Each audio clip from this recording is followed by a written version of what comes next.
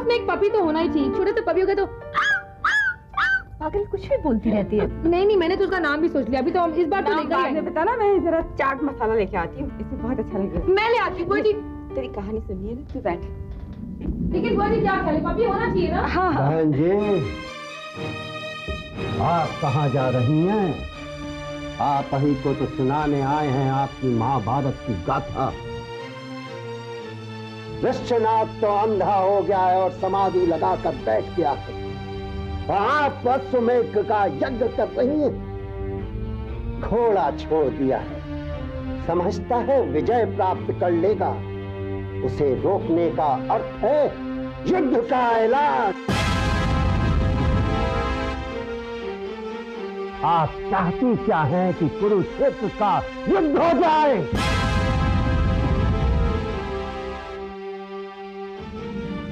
देखिए भाई साहब, इस वक्त हम दोनों यहाँ पर अकेले हैं। हाँ, अगर आपकी बहनों ही यहाँ पर होती तो आपको जरूर जवाब देते। वैसे हम लोग अपना सब कुछ तो आपको दे चुके हैं। हम तुम्हारे भाई कहाँ से हुए? हम तो तुम्हारे दुश्मन हैं। तू तो हमारी बहन का सब कुछ लूट कर चली आई। खुद तो एक चूहा तक नहीं पैदा कर सकी, और हमारी बहन के पले पलाए बच्चे लेकर चली आई अपने पल्लों में बांधकर। ललन प्रसाद जी, आप अपनी बात बताने यहाँ क्यों आए हैं? नहीं दीदी, आप अंदर चलिए, वरना ये आपका भी अपमान कर देंगे। बहन जी, हमने तो अपनी जात नहीं बताई, मगर आपकी जात आपको जरूर बता देते हैं। आप तो बैठी यहाँ जायदाद लूट रही हैं, और आपकी बहू अमेरिका में बैठी अपनी आशिक के साथ गुलछर्रे उड़ा रही है। चुप हो जाइए और चले जाइए यहाँ से। ओहो मामा जी, आप तो इतनी देर लगाते हो। तो भांजे चला देती है। आपका ये तीर अब मैं चलाता हूँ। ठीक है भांजे, तुम ही चला दो तीर। आदरणीय रेणु बुआ जी, आपकी बहू है ना रश्मि, उसका यार है शादी से पहले का, जो न्यूयॉर्क तक जाता है उसके पीछे उससे मिलने। और इस बार जब गया था ना, तो रश्मि ने वादा किया था उसे यहाँ मिलने का, और वो बेचारा ढूंढता ढूंढता उसे यहाँ भी आया था। विश्वास नहीं होता ना, सबूत चाहिए तो अंजलि से पूछ लीजिए। इस बार वो भी गई थी उसके साथ अमेरिका उससे मिलने। जब यहाँ आए थे तो मिले थे ना आपको दोनों वो। बहन जी, युद्ध में पहला तीर तो हमने चला दिया, अगर लग गया हो तो अब भी समय है। मैदान छोड़कर भाग जाइए अमेरिका, अपनी जान बचाने के लिए, वरना औलाद पैदा होगी वरण शंकर। आधी आपके बेटे की और आधी रश्मि के आशिक की। बेटा, कम से कम बांझ तो नहीं है उनकी बहू, तुम्हारी चाची की तरह। उसे दूसरों के बच्चे चुराने की जरूरत नहीं पड़ेगी।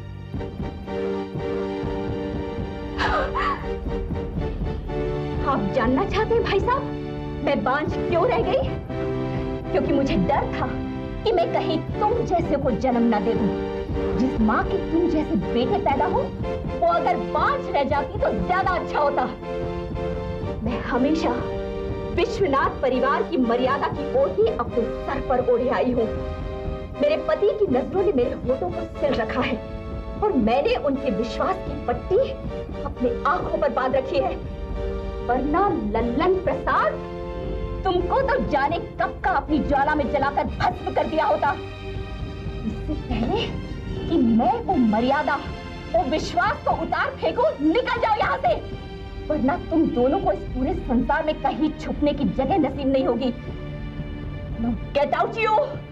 I said get out!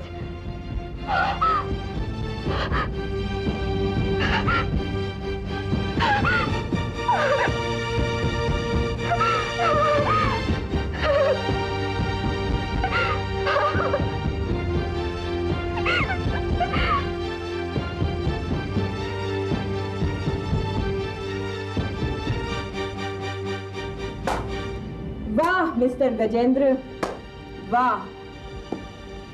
मैं देख रही हूँ कि तुम किस तरह से इन लोगों पर कीचड़ उछाल रहे हो। अरे तुम तो इतने गए गुजरे हो कि हजारों मील दूर बैठी किसी को यहाँ बदनाम कर रहे हो। क्योंकि वो तुम्हें जवाब नहीं दे सकती और तुमने तो उसे देखा तक नहीं है। तुम क्या जानते हो कि प्यार क्या होता है? और तुम्हें कोई हक नहीं है किसी के कैरेक्टर के बारे में बात करने का, क्योंकि तुम्हारा खुद का कोई कैरेक्टर नहीं है। चलिए मामा जी, मैं किसी लड़की के मुंह नहीं लगना चाहता। लेकिन भांजे, इस तरह चोरों की तरह दुम दबा के भागने की क्या जरूरत है? जब जानवर को यह एहसास हो जाता है कि वो नंगा कर दिया गया है, तो वो अपनी पूंछ से अपनी आबरू छुपाने की कोशिश करता है। भांजे, ये लड़की तुम्हें गाली दिए जा रही है, तुम चुपचाप खड़े हो। मामा जी कौन है ये? मैं तो इसे जानता भी नहीं हूँ। देखो मामा, अगर तुम्हें अपने भांजे का चीरहरण कराना है ना, उसको सबके सामने नंगा करना है ना, तो रुको, मैं इसका नंगा चिट्ठा सबको सुनाता हूं। चलिए मामा जी, मैं चलता हूं।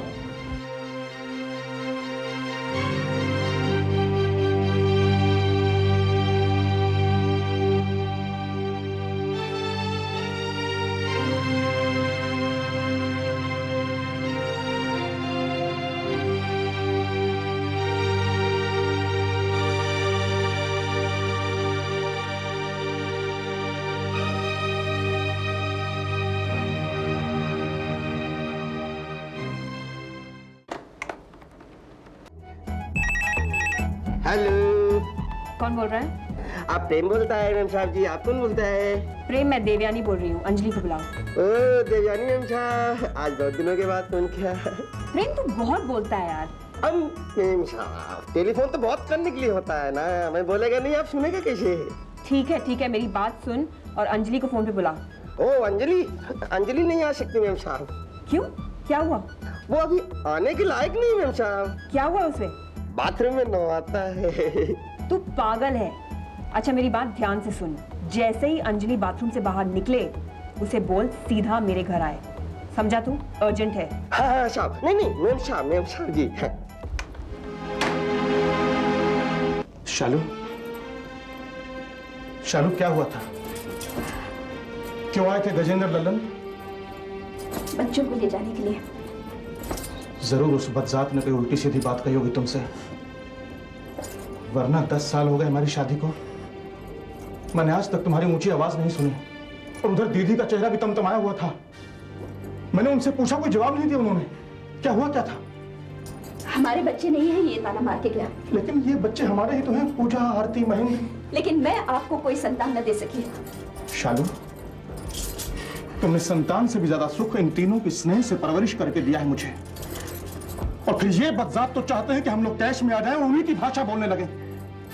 लेकिन हमारी अपनी मर्यादा है और हमें बड़े भैया की आन भी बनाए रखनी है। लेकिन मैं आपकी आन न रख सकी। उसकी हर बात का हर जबान में एक ही जवाब है कि मैं आपको संतान देती, लेकिन मैं आपको संतान न दे सकी। मैं बाज रह गई। हाँ ब्रह्म, मैं बाज रह गई। शालू, शालू, मन को शांत कर। कैसे मन को शांत करूं? आज मेरी ममता मेरे दुलार को मेरी बेईमानी बताकर चला गया और मैं चोर की तरह चुपचाप खड़ी रह गई। क्या मैंने इन बच्चों को चुराया है ब्रह्म?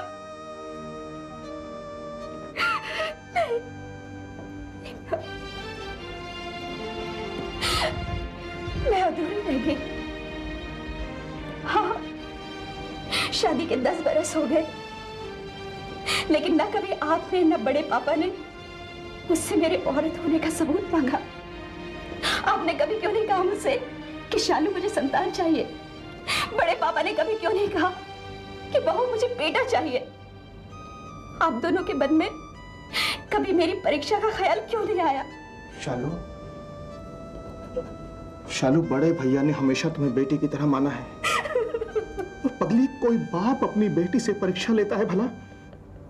और फिर ये 3-3 बच्चे तुम्हारी गोदी में खेले हैं ना? माँ ही तो हो तुम उनकी। क्यों झूठा दिलासा दे रहे हो मुझे? सच्चाई तो मेरे मुंह पे मार के गया है वो। मेरी वजह से समाज में आपका सर झुक गया। मैं आपका सम्मान न रख सकी ब्रह्म। मैं अधूरी रह गई। मैं आपको पिता न बना सकी।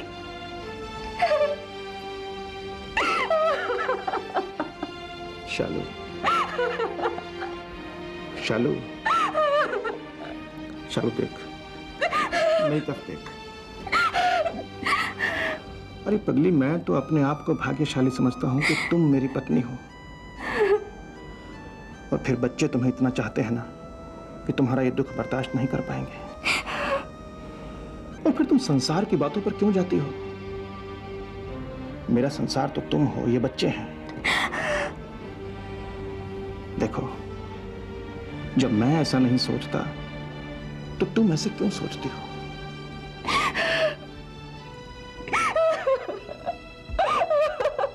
बस।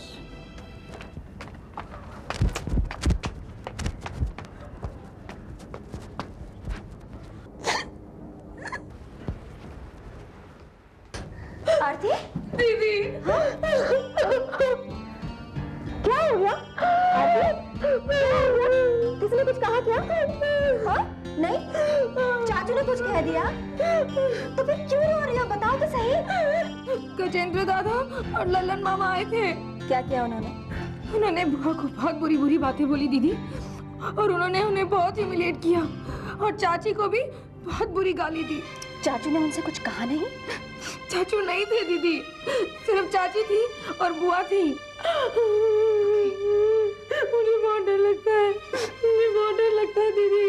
कोई बात नहीं है, मैं हूं ना तुम्हारे साथ। हाँ? नहीं, कल अगर उन्होंने मुझे कुछ बोल दिया या मुझे गाली दे दी तो? आरती, तुम्हें कोई कुछ नहीं कहेगा, मैं हूं ना तुम्हारे साथ। हाँ? अब ये बताओ, चाचू कहाँ है? चाची के पास। ओके, अब रोना बंद करो, रोगी तो कमजोर पड़ जाओगी, समझी ना? चलो चाचू के पास चलते हैं। बड़े पापा के बारे में सोचो, और छोटी छोटी बातों को दिल से मत लगाया करो शालू। लेकिन बड़े पापा हमें इस तरह अकेले छोड़कर क्यों चले गए? जाने से पहले इस दुष्ट के टुकड़े टुकड़े करके क्यों नहीं गए? तपस्या करने के लिए गए हैं चाची। लेकिन चाचू, पुराने जमाने में भी सिर्फ तपस्या से राक्षस कभी नहीं मरे, उन्हें मारने के लिए किसी न किसी को जन्म लेना ही पड़ा है। पूजा बेटे, तुम बात टालते क्यों है चाचू आप? मैं आपसे पूछती हूँ कि दो गुंडे हमारे ही घर में घुसकर हमारी बुआ, हमारी चाची का अपमान करके चले जाते हैं, और आप खड़े खड़े देखते रह गए। क्या हो गया है आपको? आखिर आप ऐसा क्या हार कर बैठ गए हैं पांडवों की तरह कि द्रौपदी का चीरहरण होता रहा और आप चुपचाप खड़े देखते रहे? लोहा जब गर्म हो, चोट उसी वक्त करनी चाहिए। Revenge delayed is revenge denied. अगर आपसे नहीं होता है तो मैं जाती हूँ उस लन के मुंह पर उसी का जूता खींच कर मारने के लिए। पूजा बेटे,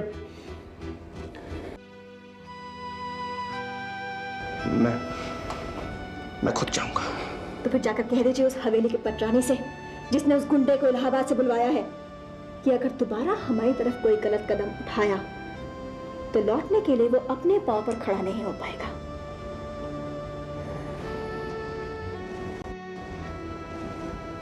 देख शालू, देख, ये तेरी ही संतान तो है। इसकी रगों में तेरा प्यार, तेरा दुलार, तेरी ही ममता तो है। इसकी आवाज में दर्द देख, वो तेरे लिए है। और क्या होती है संतान? यही होती है संतान। अरे पगली, अगर हमारी अपनी संतान भी होती तो उसकी वाणी में भी इसी तरह तुम्हारे सम्मान की रक्षा के लिए हुंकार उठती।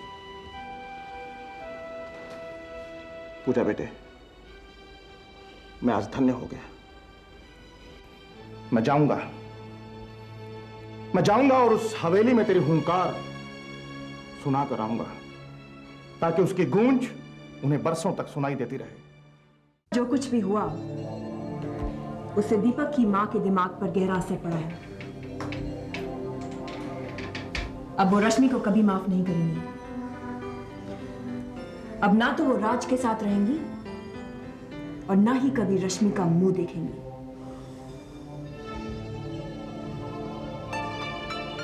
शेखर, तुम रश्मि को क्यों बार बार परेशान करते हो? साफ साफ बात क्यों नहीं करते? तुम दोनों को मैं सफाई देके क्या करूंगा? जिसकी जिंदगी में आग लगाई है, पहले उसे तो जलने से बचा दूं। मैं आज ही न्यूयॉर्क जाऊंगा और माँ जी से मिलकर सारे गलतफहमियां दूर कर दूंगा। मैं भी उसी आग में झुलस रही हूँ शेखर। तुम बेवजह मेरे आसपास घूम रही हो।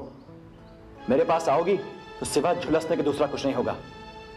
मैं तुम्हें अभी इसी वक्त सब बता दूंगा, लेकिन तुम्हें मुझे वादा करना होगा कि तुम फिर मुझसे कोई उम्मीद नहीं रखोगी। कहो, कर सकती हो वादा? वादा मांगा भी तो कैसा, कसम दी भी तो भूल जाने की कसम दी।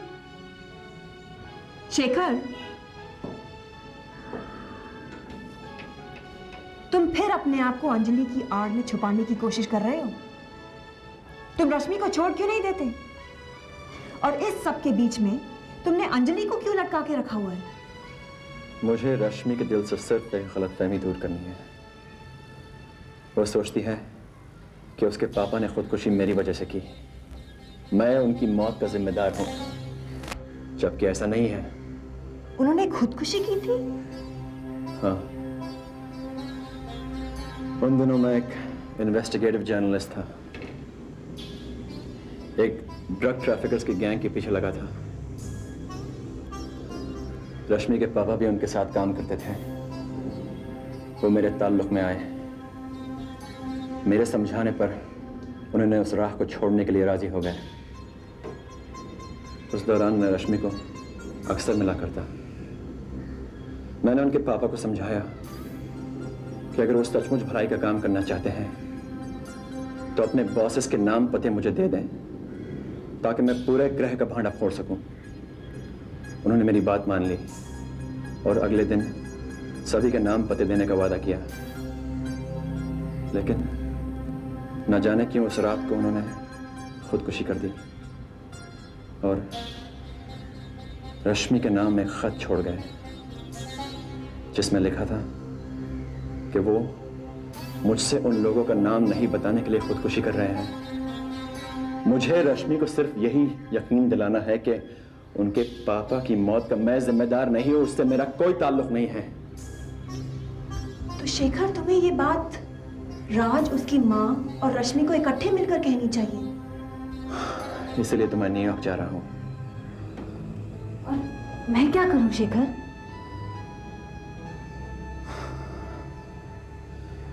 मैं तुम्हें कोई सलाह नहीं दूंगा। तुम्हें बहुत अच्छी लड़की हो। You're a very, very good girl. But I'm not your destiny. तुम अपना नसीब कहीं और तलाश करो।